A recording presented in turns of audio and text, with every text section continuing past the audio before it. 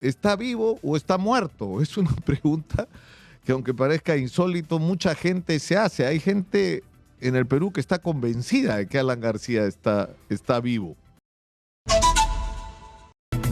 El día de hoy, 17 de abril, se cumplen 5 años del suicidio de Alan García Pérez.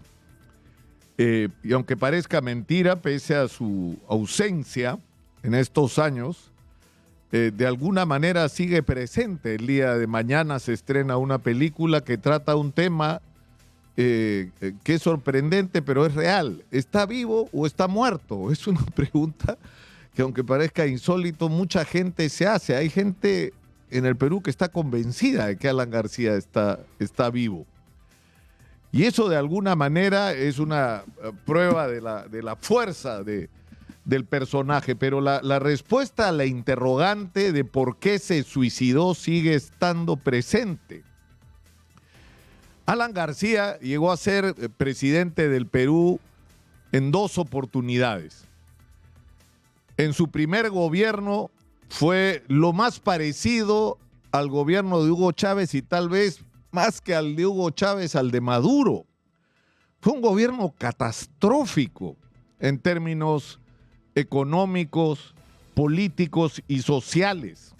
Fue un gobierno que más o menos continuó con el piloto automático que había dejado la herencia militar con Velasco y las reformas hechas por Silvarruete y Francisco Morales Bermúdez, pero al final lo que era una continuación de lo que encontró, como lo hizo Fernando Belaúnde en su segundo gobierno. Pero el de Alan García fue ya pues catastrófico. O sea, la gente más joven no conoce esta historia. El gobierno que recibió Fujimori el año 90 venía con 900% de inflación después de haber llegado a picos de 2.700 o 2.780% de inflación, y el año anterior había sido 1.700 y algo. Es decir, era una situación económica insostenible, y por el otro lado vivíamos agobiados por el terrorismo, por la corrupción generalizada, y éramos un país del que la gente literalmente huía.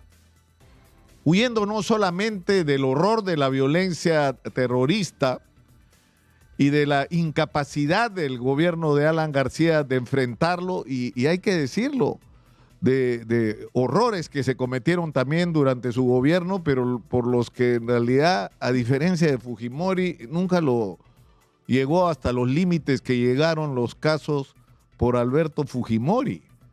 El Frontón, Acomarca, es decir, y podría seguir enumerando varios casos donde hubo flagrantes violaciones a los derechos humanos, cuya responsabilidad tuvo que ser pagada por los autores directos.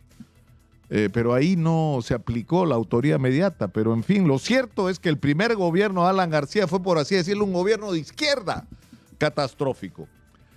Pero luego del exilio y de la persecución por parte de Fujimori, Alan García regresó al Perú, se reseteó, por así decirlo, como político, y su segundo gobierno fue absolutamente lo contrario al primero. Fue un gobierno de derecha. Uno podría decir, si evalúa la aplicación del programa económico y social que instauró la Constitución de Fujimori el año 93, Alan García fue el mejor presidente fujimorista del Perú.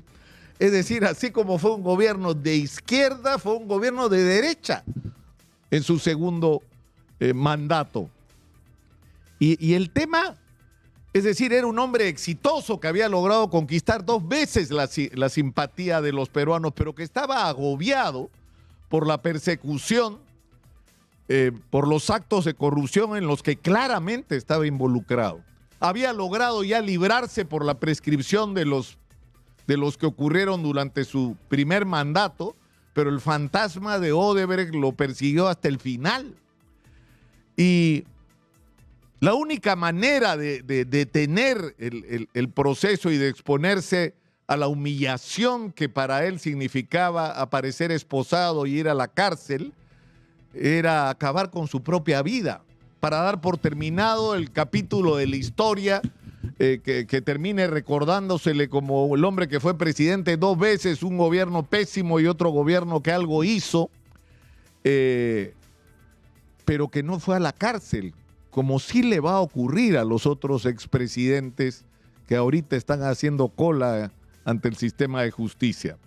Pero hay un elemento más que hay que tomar en cuenta y que es trascendental y que hoy debería hacernos reflexionar más sobre lo que ha pasado en el Perú en los últimos años, que es el derrumbe y la desaparición de todas las formas, digamos, por lo menos respetables dentro de todos sus defectos de hacer política en el Perú.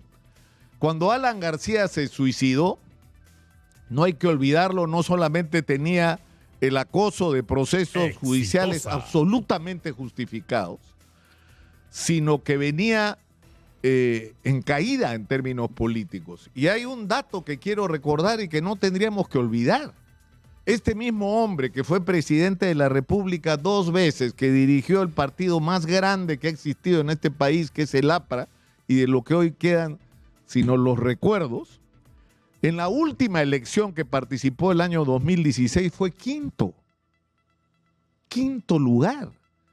Le ganó Keiko Fujimori en la primera vuelta, le ganó Pedro Pablo Kuczynski, le ganó Alfredo Barnechea, que iba por Acción Popular, le ganó Verónica Mendoza. La señora Verónica Mendoza tuvo 2 millones de votos más que Alan García. Y Alan García, en una alianza con Lourdes Flores, ya había sellado su destino. O sea, toda la herencia de Aya de la Torre de construir un partido revolucionario en el mejor sentido de la palabra, es decir, un partido que transformara la vida nacional, que construyera una poderosa clase media, que negociara en términos de dignidad con los grandes inversionistas para traer lo que necesitamos de fuera y construir una economía, una industria, ¿no? Y una vida digna para la inmensa mayoría de peruanos, donde hubiera pan, pero también hubiera libertad, es decir, que todo esto podía hacerse en democracia. Esos sueños fueron enterrados por Alan García. Y por supuesto con todos los que lo acompañaron. Es decir, lo que gobernó en el Perú, ni en el primer gobierno, ni en el segundo gobierno de Alan García, tuvo algo que ver con el pensamiento impresionante y con la visión impresionante de Víctor Raúl Aya de la Torre. Pero lo que está claro es que Alan García no solo enfrentaba el pánico a la cárcel, que tiene sus explicaciones que en algún momento yo he dado y que hoy vamos a recordar, sino el enfrentarse a su debacle política, a terminar su carrera política en la lista de otros en las elecciones, en la lista de otros. Es decir, su partido conservó con la justa, con las uñas, la inscripción y la permanencia que terminó de perder después de su muerte. El Partido Aprista ha tenido que volver a inscribirse y hoy están acuchillándose por la llave del local de Alfonso Ugarte. En esa situación están. Entonces yo creo que esos 2 factores fueron determinantes en la decisión de Alan García. El no darle el gusto a sus enemigos de verlo esposado y preso, y el determinar su historia antes en términos políticos de que esta fuera simplemente lamentable. Insisto, terminar que un expresidente electo 2 veces termina en su carrera política participando en las elecciones y apareciendo en la lista de otros, porque ni siquiera los números le alcanzarían para figurar como principal protagonista. Yo creo que de esas 2 cosas huyó Alan García con su suicidio, porque como se ha dicho en más de una oportunidad, suicidarse también es una manera de fugar. Soy Nicolás Lucar, esto es Hablemos Claro. Estamos en Exitosa, la voz que integra al Perú, 95.5 de la FM en Lima. Estamos en el canal 34 de Movistar